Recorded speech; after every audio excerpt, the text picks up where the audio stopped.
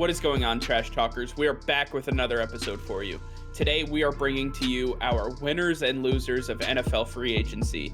We're going to go through all of the winners and go through each of the additions that they made to their teams, and then also bring you some losers where we think that those teams should have made different moves or any moves at all. All that and much more coming your way right now!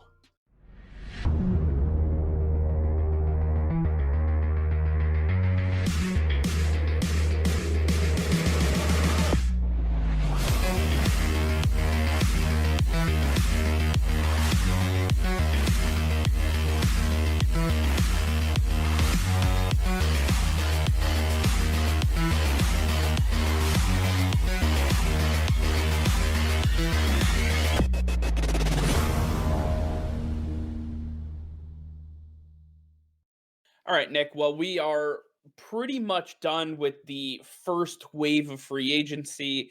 All of the big names are finally off the board, and I want to take a look at some of the teams that we believe are truly winners out of the first wave of free agency. Let's start off with the Washington football team. Didn't think I'd be saying their name here, but we are. Why don't you get us started? Washington football team, they're an interesting team because their defense is extremely sound and solid, but it's the offense that has so many issues with it, and that's why they're not winning a lot of football games as it is right now.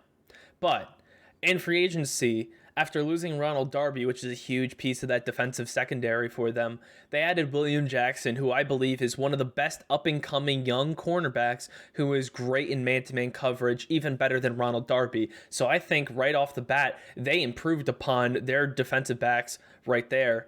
On top of which, they got Ryan Fitzpatrick to lead the helm of the offense.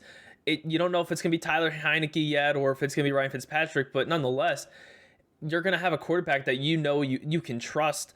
And on top of that, they got some weapons for that quarterback. Curtis Samuel is a massive piece opposite Terry McLaurin. Now McLaurin won't be triple covered every single game. He'll actually be able to work and get some separation. He is one of the best route runners in the NFL, and so he'll be able to work with Curtis Samuel trying to take the top off the defense. I think this offense has improved greatly, and this is only just the beginning for the Washington football team. Yeah, I love the moves that Washington is making. And if they truly believe that Taylor Heineke is the guy of the future for this franchise, then why not bring in a guy like Ryan Fitzpatrick who can work with him in that quarterback room, really hone in on what he should be looking for, what has made a successful quarterback. Ryan Fitzpatrick has been around a lot of successful quarterbacks in his career. He has helped teach some of these guys the ins and outs of the position in the NFL. That's why he's done it for such a long time. He's not only a serviceable starter, but he's somebody who can help groom the young talent that you have in that room as well. On top of that, obviously, Curtis Samuel makes a ton of sense. I love Samuel paired with Terry McLaurin. It's going to be a dynamic duo that they have there. And then looking at William Jackson, he's an incredible man-to-man coverage corner. He's got a lot of tests in the NFC East, that's for sure. You're talking about Kenny Golladay. You're talking about Amari Cooper. You're talking about, yeah, well, the Eagles don't have anyone, so that doesn't really matter. But nonetheless, I truly believe that the Washington football team have made a lot of big moves.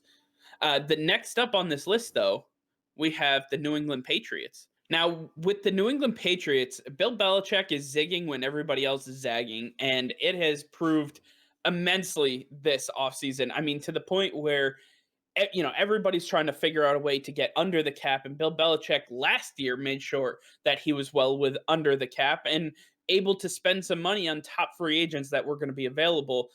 Only three other teams were really in a position where they could spend good money, and New England came out swinging for the fences, and I think they hit a plethora of home runs. Starting off with Matthew Judon, an incredible outside linebacker, really sets the edge well, was great in that Baltimore Ravens defense. Anytime you can pluck an outside edge rusher coming from Baltimore or Pittsburgh, you're getting an absolute stalwart for your defense. I love Matthew Judon with the New England Patriots.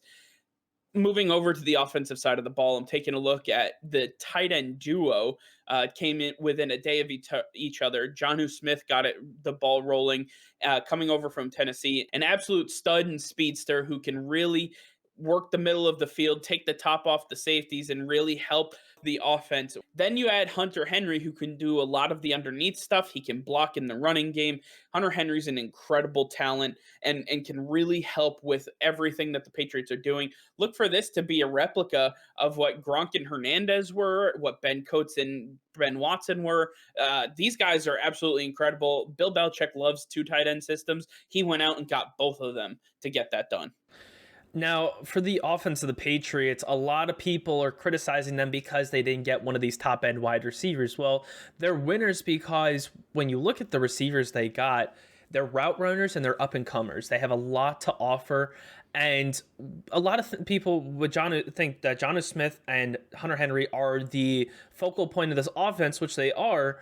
But what they're going to do is they're going to clear the middle of the field. They're going to take that away, and they're going to leave a lot of one-on-one coverages with these up-and-coming wide receivers, and that's where these guys are going to blossom. You don't need guys who are currently the best at what they do. Why not get some guys who are breaching that point where they can now fulfill that?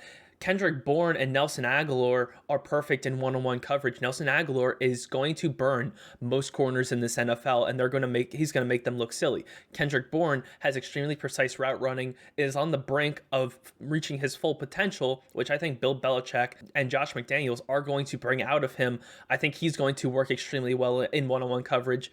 Kendrick Bourne is also very similar to Jacoby Myers. I think he also is going to take a next step in his career as well. I think there's a lot more going on in this offense than just having two big tight ends that they're going to throw to. It's going to open up the other wide receivers that they brought onto this team, and it's going to create for a much more dynamic offense than they're being given credit for.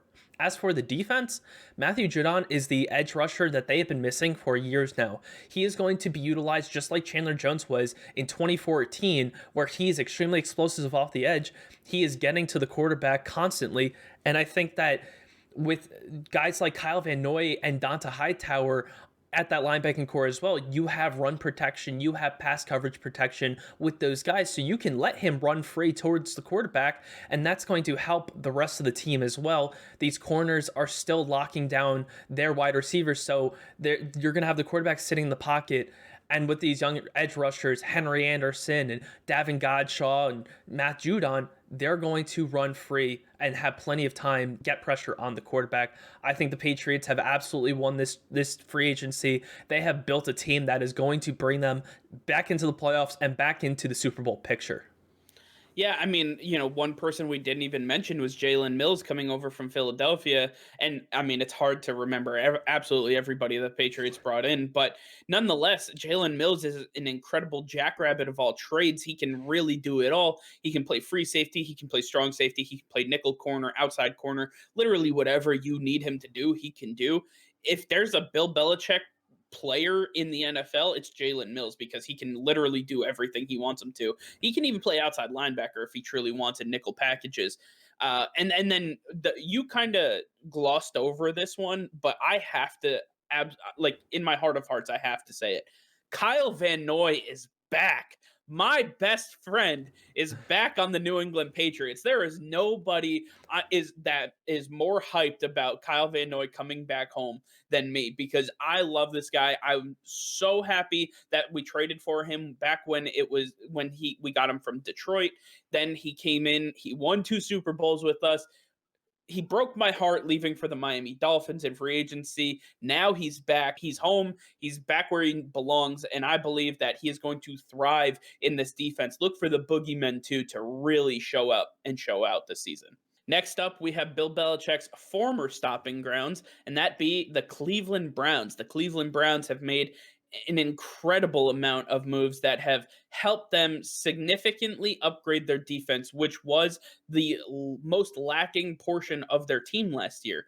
They first said, what do we need? Safety. Well, Grant Delpit, who they drafted last year, was hurt, so you automatically get him back.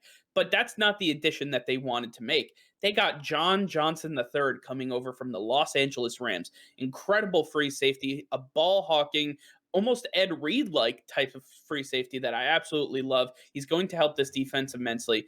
Then you bring in Troy Hill, the cornerback from the Rams as well, and you bring him these guys know each other, so they're going to work well off of each other. I love the duo that they brought in, and then you have Malik Jackson, the defensive tackle. You lose Larry Ogunjobi, but that's okay because you have Malik Jackson right in the pipeline, ready to come in and help out. I love the moves that these guys have made, and they have really shored up this defense. Now they have one mission in the draft, and that is edge rusher opposite Miles Garrett. Yeah, John Johnson was a massive ad and arguably the best free agent signing this offseason because of his value.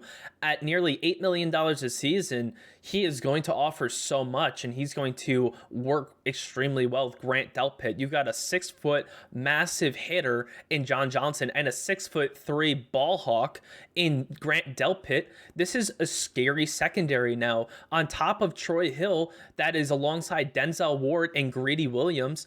I mean, Troy Hill doesn't get his justice, doesn't get his credit because of his size. At 5'8", he's an undervalued cornerback because of that, but he shouldn't be because he is a great lockdown corner. He knows how to ride the hip of wide receivers, and he did a great job last season. He is extremely athletic. He has a great vertical that has helped him in plenty of plays where he is tipped the ball and helped his defense out a ton. He don't need to be the tallest guy on the field to be a disruptor. He's proving that, and I think he's going to be in a massive ad for this team.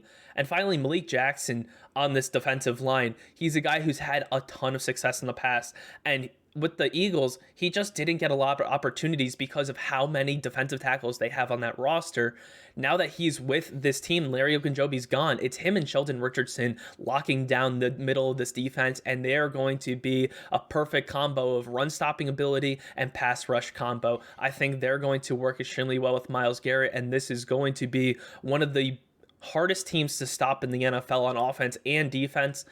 This is going to be the year for the Browns. Next up, we have the Houston Texans, and Nick Caserio moves over from New England, and he absolutely stamps his name all over this franchise by bringing in all around talent from Miami Dolphins, who he has a pipeline with, the New England Patriots, former New York Giants, and Detroit Lions. I mean, everybody he knows and has been part of New England Patriots franchise that he knew and understood. He's bringing them to Houston to bring in a new culture, set a new tone in Houston, and really bring this franchise up to where it should have been after the debacle that was Bill O'Brien. Now, Nick Caserio has made a lot of moves that are going to help the foundation and the overall inner workings of this franchise. My biggest I don't want to say issue, but my biggest thing with here is that these guys are not going to be the biggest names that you've ever heard of. They are not going to be flying off the page at you, but these guys are solid workers. They are here to set a tone. They are here to set a culture, and that's exactly what Nick Caserio needs to do in his first year. That's why he has signed over 20 different players to this new team. I believe that he has absolutely made a stand on what he believes this team is going to be all about. And Deshaun Watson better buckle in because this is a new regime and they are in it for the long haul. Yeah, I think a lot of the big moves Nick Caserio made actually came before free agency tampering period opened up, and that was getting guys like Marcus Cannon and Shaq Lawson. And then once free agency opened up, he got Christian Kirksey. He got a bunch of guys who are coming off of a down year that he got at such a great value. And like you said, he's setting the foundation for the foreseeable future. And then he got a bunch of role players on top of that at a great value.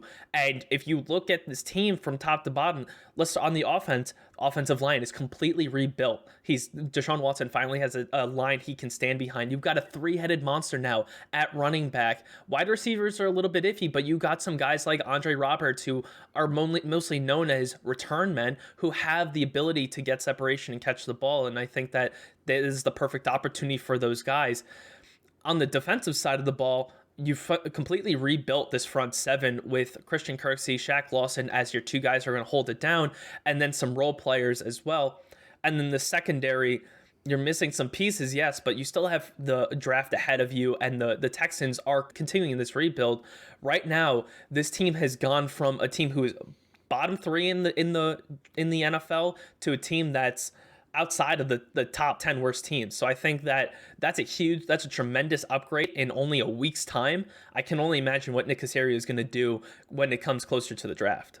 As our final winner that we have to nominate today, it will be none other than the Tampa Bay Buccaneers, your Super Bowl champions, reigning Super Bowl champs. Listen, we talked about it well prior to free agency that they probably were going to lose a lot of their pieces and it was going to be tough for them to be able to compete at the same level. Well, all of these guys had the same mindset that this championship window is closing. Brady's not going to be around forever. Why don't we absolutely sell out, get everything we can out of this team, all resign on 1 2 year deals. Let's just, let the money come at a future time. But at this point, we need to sell out for a championship, and that's exactly what the Buccaneers did. Shaq Barrett, Levante David, Chris Godwin, who they franchised, absolute incredible talent all over the board. They haven't brought in a single free agent from another team. All they have done is re-sign their current players from last year. And listen, that formula seemed to work last year. Why not run it back and do it again? See if it works again for a second year in a row. Yeah, it's remarkable how much Jason Light has been able to do, and it's with the help of Tom Brady. Somehow, outside of New England, people are finally waking up to the idea that, hey, if we take pay cuts and we stick together, we can run it back. This is an idea that was run in New England, but everybody said this is Bill Belichick's doing. Well, it's not all Bill Belichick, it's Tom Brady as well. And once he got Chris Godwin to buy in, then Shaq Barrett bought in, Levante David, you knew he wasn't going anywhere. They got the key guys back. They had 20 to 23 free agents, and they signed all but a few back. One of them went to the Ravens, and the only one left is Antonio Brown, who's on the free agent market. But having these guys back in the locker room together for a second year, they didn't have an offseason last year, remember, and that's why they got off to a rocky start. They're going to have a full offseason to get to know each other even more than they already do. And I think that this team is by far and away the best team in the NFL when you look at how they're constructed, the lack of holes on this team, and the chemistry they have together is absolutely incredible.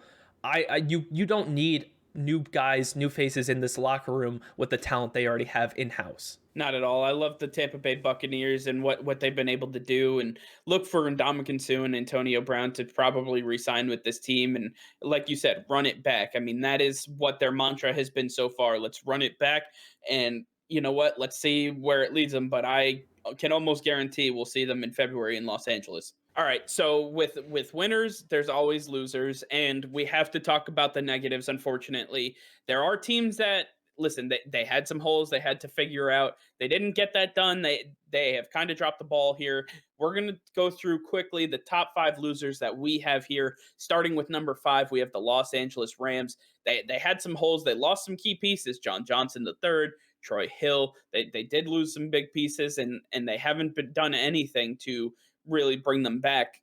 The only positive move that they've made is upgrade from Jared Goff to Matthew Stafford, but that was well before free agency had even been close to opening up.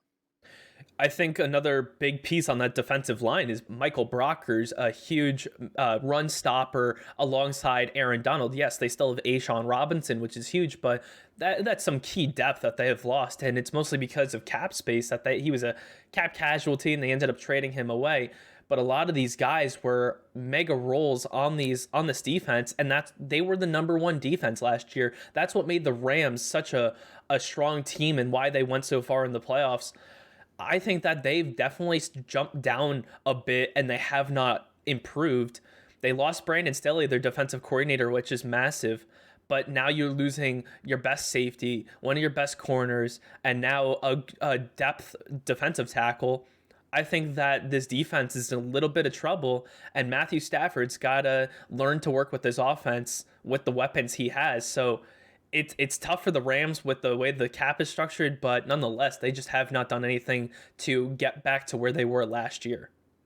At number four, we have the Green Bay Packers, and The Green Bay Packers, they had plenty of wide receivers that they could have added through free agency to help Devontae Adams in this offense. Aaron Rodgers has been screaming at the top of his lungs for years now that he needs more weapons around him. He needs more than just Devontae Adams, and they got Aaron Jones back, which is great and all, but now you're in the same position you were last year, and that was a game away from the Super Bowl. The Buccaneers brought everyone back, so you have to do more to actually get to their level, and you missed out on all of the, I guess, top 10 wide receivers at this point. So I don't think free agency is really where you're going to address that need now. On top of the fact that you lost offensive line pieces. Corey Linsley goes to Los Angeles to be with the Chargers. Yet you have some other issues on defense that you got to figure out. This team has a lot of holes that they needed to address, and they haven't been able to do in free agency. The Packers end up number 4 on the losers list. Yeah, it's mostly on the offensive side of the ball where they're losers. They didn't get a wide receiver for Aaron Rodgers. He's been asking for multiple years to get some more help, and they still have not done it. They lost Corey Linsley, but then they didn't go after guys like David Andrews, Ted Karras, you name them. Like they have not even offered contracts to these guys. So I don't understand what they're doing, and I can't imagine Aaron Rodgers is any more pleased with this franchise. Then you have Rick Wagner, who's still out there, and he has not re-signed. I bet they haven't even offered him a contract as well. They're going to try to get him on a veteran minimum or so, and you know what? That might work in the end, but you're playing games right now, and right now they have not won any of these deals. They have not swayed any players to their team. Why is this a franchise that any of these free agents would want to play for if they're not eager to get them on their team? At number 3, we have the Philadelphia Eagles, and the Philadelphia Eagles were in a huge mess when it came to free agency. They had to find different creative ways to get under the salary cap by the start of the league year. So the last thing on their mind was adding people. They cut players like Alshon Jeffrey, Deshaun Jackson. They lost Jalen Mills in free agency. They lost and lost and lost, and they have not been able to supplement any of those losses with any of the top tier talent that's been out there. And I understand, again, it was due to the cap, but at the end of the day, you look at some of the deals like Juju Smith-Schuster signing with the Pittsburgh Steelers, or that Curtis Samuel signed with the Washington Football Team. There's a lot of 1-year deals that they could have spread over 2 or 3 years that would have helped them a lot. They just are not creative enough. Howie Roseman is truly falling apart when it came to this free agency period. I don't like where the Eagles are headed, and I mean, to be fair, I don't like where the Eagles are any time of the year. But as of right now, the Philadelphia Eagles, they're in a world of hurt. Jalen Hurts is going to be struggling to find any weapon available. Yeah, it's a tough situation for Jalen Hurts because they cut a lot of their wide receiver core, and they lost a bunch of defensive players that really were the glue to this team. Malik Jackson, we talked about, he's a Brown now. Jalen Mills, he's a Patriot. You've got so many glaring holes on this team, and I think with the lack of cap space and the way they structured their deals, it's on Howie Roseman for the team and the way it's structured as it is. He should not have given big money to a lot of these players that are now not on the team, and you've got over $50 million in dead cap because of Carson Wentz, about to be Zach Ertz. This team is in a ton of trouble, and probably going to end up at the end of the year, they're going to end up being the worst team in this league. I feel bad for Jalen Hurts because it's a tough situation for him. He didn't ask for this, but you know what? He's got to deal with it now, and the Eagles are going to have a rough year ahead of them. At number 2, we have the New York Jets, and it's tough to put the New York Jets here because going into free agency, they had so much cap space. The opposite of the problem that the Eagles had, and the Saints, who had to find creative ways to find cap space. The Jets came in with almost $70 million in cap space, and they've done nothing with it. They signed Carl Lawson, the defensive end slash outside linebacker from the Cincinnati Bengals. They got some edge piece there. And then they signed Corey Davis, the wide receiver from the Tennessee Titans, who is a really good complement to Denzel Mims. But outside of that, they have not addressed the offensive line. They did not address any of the corners or help the safety room at all. So none of those defensive backs have got upgrades. The defensive line actually lost pieces, didn't even upgrade that portion. I don't really understand what's going on top of the fact that it seems like CJ Mosley does not want to play for the New York Jets. So they're also dealing with that on top of everything else. Joe Douglas does not open his wallet for anyone, it seems like. And at this point, when you had $70 million to work with and top name free agents like Kenny Galladay and Jonnu Smith and Hunter Henry and all these guys that were available, and you're not going out and signing any of them because you don't want to open your wallet, it shows me that there's a lack of understanding on how to build a team, because Joe Douglas truly wants to build only through the draft, and that's just not going to get it done. You're not going to hit on every draft pick, and you got to sign some of these free agents who are going to help build the foundation of your team. I just don't understand what the Jets are doing here.